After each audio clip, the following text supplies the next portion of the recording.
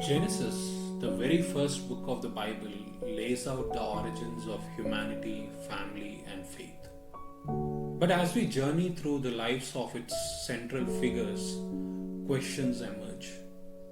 Why did God permit what seems like injustice, particularly towards sons like Canaan, Ishmael, and Esau? Why did some face curses or fates that they didn't earn, while others went unchallenged for morally questionable actions? First, let's talk about Canaan, the son of Ham. After Noah's disturbing choice to drink until he lay exposed in front of his 3 adult sons, in the morning, instead of holding himself accountable, Noah curses Ham's innocent son, Canaan. But here's the question: why didn't God strike Noah for his drunkenness, for putting his sons in that situation? Why does the punishment land on a child who wasn't even involved? Why didn't God break this curse placed on an innocent child? Why allow the suffering of generations when the wrongdoing was Noah's? These are hard questions, but they are necessary. Why does divine justice seem to overlook certain actions while punishing others? Then we have Ishmael, the son of Abraham and Hagar. Ishmael's very existence comes from Abraham and Sarah's impatience and attempt to take God's promise into their own hands.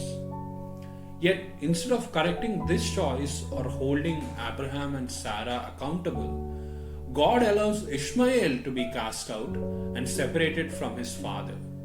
Ishmael is innocent, yet he bears the consequences of a decision he never made. Why didn't God rebuke Abraham and Sarah for their lack of faith? Why didn't he stop them from creating this situation in the first place? And if God truly cared for the innocent, why didn't he shield Ishmael from the fallout of its parents' choices? Think about it. Ishmael becomes a symbol of exile, and many believe his descendants include the Arab nations who face their own forms of hardship and conflict to this day. Are we supposed to believe this was God's justice? Why did God seem to allow the innocent to suffer while those at fault walk away unscathed? And then there's Esau, the elder son of Isaac. Esau should have inherited the birthright, but in the brief moment of weakness, he loses it to his manipulative brother Jacob over a bowl of stew.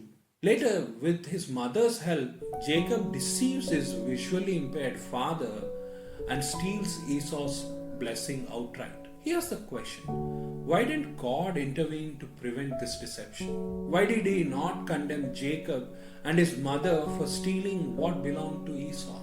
And why was Esau forced to live under a prophecy that seemed to doom him before he was even born? Did Esau ever truly have a chance?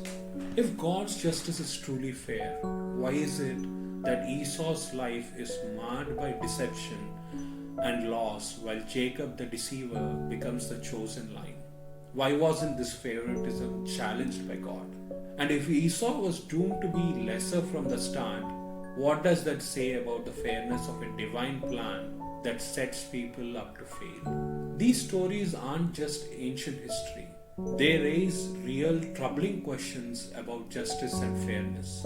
If Canaan, Ishmael, and Esau were innocent yet suffered, what does that mean for how we understand God's justice today?